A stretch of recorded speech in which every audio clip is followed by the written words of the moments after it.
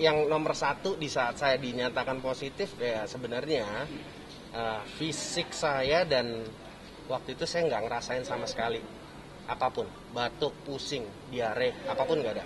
Tapi mental saya drop. Saya mental drop, saya pikir saya mau meninggal, saya pikir saya mau mati dan lain-lain. Terus udah gitu istri saya waktu pas tahu saya dinyatakan positif nangis, sedih, nangis, dan itu ngebuat saya juga khawatir, takutnya anak saya juga terpapar. Saya di dalam satu rumah itu ada istri, ada anak, ada pembantu, ada yang lain-lain. Itu juga membuat saya paranoid gitu. Jadi hari pertama self isolation sampai hari ke-5 itu sebenarnya ada masa di transisi di mana saya itu drop badannya. Jadi kayak pikiran saya membuat saya jadi drop. Tapi setelah menjalani ternyata nggak ada apa-apa ya gitu. Ini edukasi juga kepada masyarakat. Sebenarnya intinya kalau kita berpikir bisa positif dan optimis, sebenarnya bisa membuat diri kita jadi sembuh. Gitu. Jadi bukannya berarti sembuh. Karena gini, kalau sembuh dari COVID kan sebenarnya nunggu vaksin kan, gitu. Tapi kalau misalnya untuk melawan tubuh saat ini ya itu dengan imun. Gimana sih yang dokter selalu bilang nih? Ya dengan cara pola pikir yang positif, optimis, gitu lah. Waspada, tapi jangan panik dan cemas. Itu sih dari pesan dari dokter dan psikolog. Tentu. Jadi kayak kemarin saya kan ada beberapa rapid gitu. Tiap minggu tuh saya rapid gitu. Jadi tiap minggu saya rapid ada sekitar 10 saya beli, 10 tes rapid. Saya tiap hari saya tes. Tes sendiri? Sendiri. Karena kan modelnya juga kan bisa mandiri, beda dengan swab test. Kalau swab test kan harus dicolok sama orang medis dan akhirnya juga harus ke lab. Kayak kemarin kan saya di RSPAD itu dilempar juga ke Litbangkes. Dari Litbangkes ke RSPAD lagi baru dilaporkan bahwa ternyata terpapar gitu. Tapi kalau rapid kan bisa tes mandiri, kayak kita tusuk, terus kita tes kayak tes pack gitu loh. Saya tegang nih ketemu kalian semua. Maksudnya nggak selentur yang kayak kalau saya kan waktu itu saya di rumah, saya bisa video call tanpa harus bertatap muka. Kayak sekarang kan saya ketemu tiap hari kan saya semua bisa ketemu keluarga, istri, anak dan lain-lain. Sekarang kan saya ketemu orang luar gitu. Jadi emang ada hal yang beda, walaupun jaraknya kan lumayan tuh dari jam saya diisolasi sampai sekarang kan sekitar 2 bulanan lebih, mungkin ya 2 bulan lebih lah. Dan sekarang saya memberanikan diri untuk keluar, untuk ketemu sama orang, dan itu juga ada kebutuhan.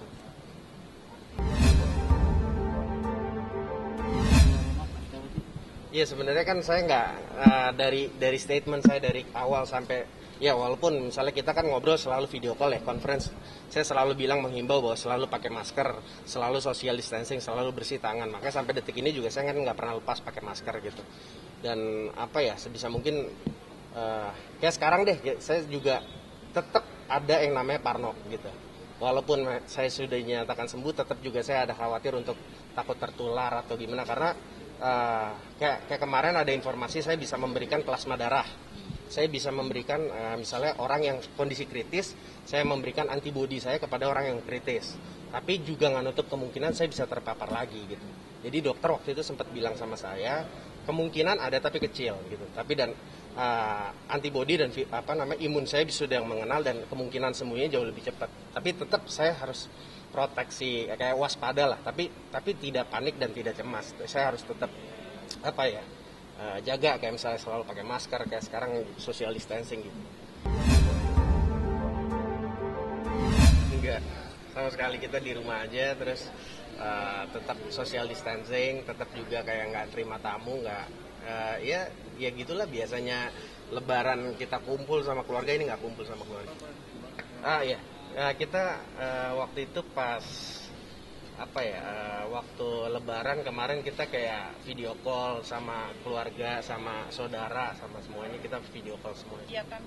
Ini baru pertama kali saya keluar. Baru pertama kali saya emang ada silaturahmi sama, di sini ada Bang Yusri, terus ya udah ini dikerubutin banyak orang kan. Ya sedih ya, maksudnya harus jauh sama istri sama anak, tapi setelah itu ya normal, karena kita tahu kan saya ngejalanin beberapa tes kan, rapid test, terus swab test dan lain-lain. Jadi waktu pas ngejalanin swab juga pertama dinyatakan positif dan akhirnya dinyatakan negatif setelah sekitar 16-17 hari lah. Artinya mungkin tenggorokan sakit. Batuk sempat. Batuk hari ke-10 self isolation saya ngerasa batuk. Ada batuk, tapi normal habis itu nggak ada. Batuk yang parah atau hanya gimana? Batuk gatal aja sih, gatal terus kayak apa ya, batuk-batuk habis itu minum obat terus habis itu sembuh. Jadi jangan lupa untuk subscribe Cumi Cumi.